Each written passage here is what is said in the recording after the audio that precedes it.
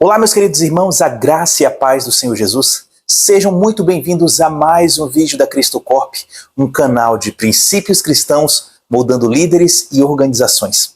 Chegamos ao nosso quarto episódio da série Inteligência Emocional e nós já abordamos alguns pontos interessantes sobre esse assunto.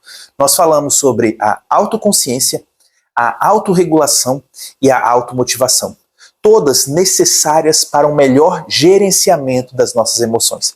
Entretanto, somente elas não bastam para que nós possamos ser pessoas melhores no que diz respeito às nossas emoções e relacionamentos. E no vídeo de hoje, vamos refletir sobre o quarto ponto da inteligência emocional, a empatia.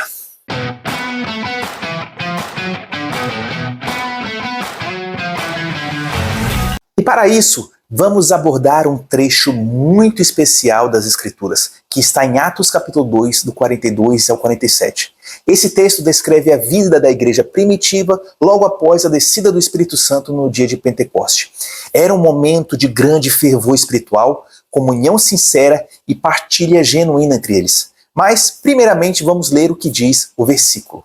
Eles se dedicavam ao ensino dos apóstolos e à comunhão, ao partir do pão e as orações. Todos estavam cheios de temor e muitas maravilhas e sinais eram feitos pelos apóstolos. Os que criam mantinham-se unidos e tinham tudo em comum. Vendendo suas propriedades e bens, distribuíam a cada um conforme a sua necessidade. Todos os dias continuavam a se reunir no pátio do templo, partiam pão em suas casas e juntos participavam das refeições com alegria e sinceridade de coração, louvando a Deus e tendo a simpatia de todo o povo. E o Senhor lhes acrescentava diariamente os que iam sendo salvos. Os versículos mostram que aqueles primeiros cristãos perseveraram na doutrina dos apóstolos, na comunhão, no partir do pão e nas orações. Eles tinham tudo em comum, repartiam seus bens conforme a necessidade dos membros da igreja que viviam ali em um só espírito de cuidado mútuo. Só para nós termos uma ideia, a comunhão e o cuidado era tão profundo que eles vendiam os seus bens, até mesmo as suas casas, para que pudessem suprir as necessidades uns dos outros. E esse retrato da igreja primitiva nos dá um exemplo precioso de como viver em comunidade de forma empática, solidária e fraterna. Daniel Goleman, em seu livro Inteligência Emocional, apresenta a empatia como um dos pilares fundamentais da inteligência emocional. Para ele, a empatia é a capacidade de reconhecer, compreender e se colocar no lugar do outro, percebendo assim as suas emoções e necessidades. Quando nós abordamos isso na prática, significa não apenas ouvir o que o outro fala, mas também captar os seus sentimentos, sua linguagem não verbal, suas dores e alegrias. E é interessante que, ao observarmos Atos capítulo 2, nós vemos exatamente isso acontecendo. Os cristãos do primeiro século não estavam centrados apenas em suas próprias necessidades, no acúmulo de riquezas terrenas ou na sua própria vida espiritual e salvação, mas eles estavam atentos ao que o outro precisava, o seu sofrimento, as suas dores, bem como as suas alegrias também. Então, a empatia, ela se manifestava naquela igreja em atitudes concretas de partilha e cuidado. Partindo disso, podemos entender alguns aspectos que são essenciais para sermos pessoas mais empáticas. A primeira delas é ouvir de forma ativa. Mais do que ouvir palavras, é perceber sentimentos estes que a pessoa está comunicando a você.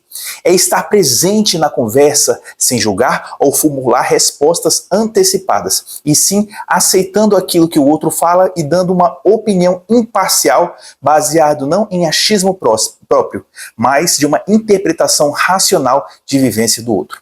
Em vez de você dar um conselho rápido, por exemplo, faça perguntas como: como é que você está se sentindo em relação a isso? Isso pode te ajudar a entender melhor o outro, dando a possibilidade para que ele se aprofunde mais ainda naquele conteúdo que está trazendo a você.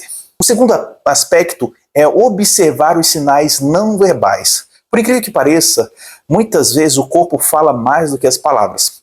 Então, a empatia, ela exige atenção ao tom de voz, expressão facial e postura, pois tudo isso é comunicação, e dependendo de como nós nos comportamos para com a dor do outro, pode ser que ele interprete errado as nossas intenções. Então, evite caras que comprometam aquilo que você irá dizer, e procure sempre manter a imparcialidade até mesmo na sua feição, pois a forma como você gesticula pode acabar entrando em uma incongruência entre aquilo que você está querendo transmitir através da sua fala.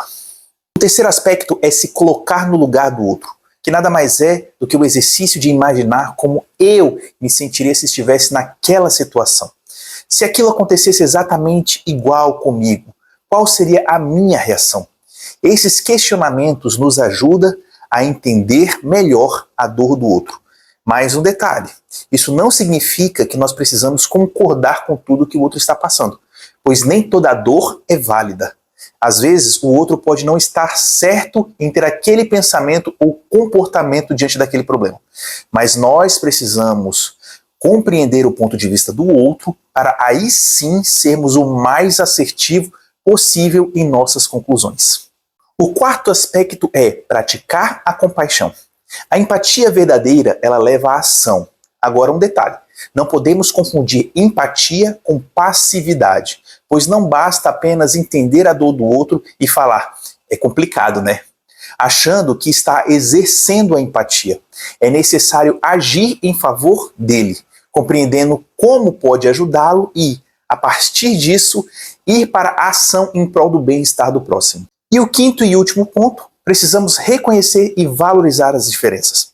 A empatia não é esperar que o outro pense como eu, mas aceitar que as pessoas têm a sua própria subjetividade e jornada. Por isso, cada um deve ser entendido em sua própria dor e necessidade. Autores como Carl Rogers, psicólogo humanista, também destacam a empatia como fundamental para relacionamentos saudáveis. Ele a define como a capacidade de entrar no mundo perceptual do outro e compreendê-lo como se fosse seu. E esse conceito, ele se alinha perfeitamente ao que vemos ali em Atos capítulo 2. A igreja primitiva só conseguia viver em comunhão porque havia essa sensibilidade genuína com o próximo.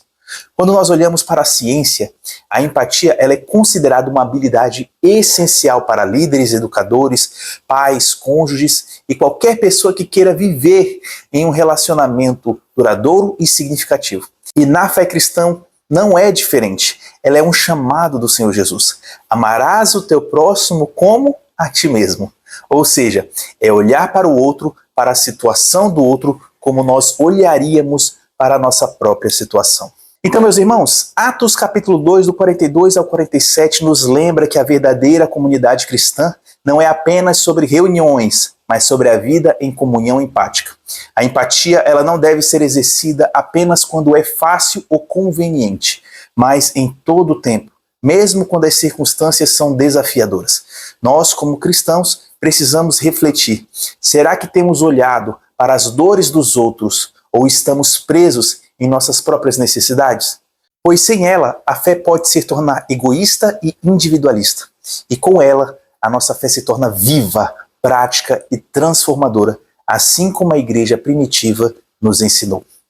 Gostou do vídeo? Gostou de aprender um pouquinho sobre o quarto ponto da inteligência emocional e empatia, o amor ao próximo que nós devemos exercer? Então curta esse vídeo, deixa um like no vídeo, se inscreva no canal para acompanhar todos os conteúdos que lançamos semanalmente aqui. Compartilhe esse vídeo com pessoas que também amariam aprender mais sobre inteligência emocional e empatia. Siga as nossas redes oficiais e eu te vejo, meu irmão e minha irmã, no próximo vídeo.